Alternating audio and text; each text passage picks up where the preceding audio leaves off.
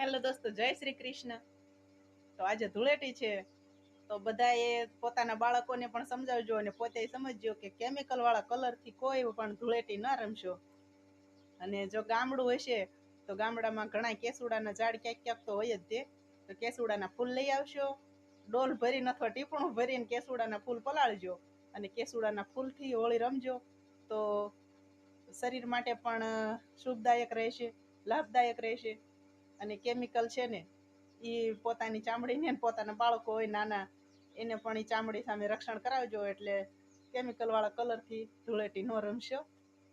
કારણ કે હું મારા સુજલને કાલ કહેતી એટલે તમને બધીને પણ આજ કહી દીધું, કેમિકલ વાળા કલરનો ઉપયોગ જરાય ન કરતા.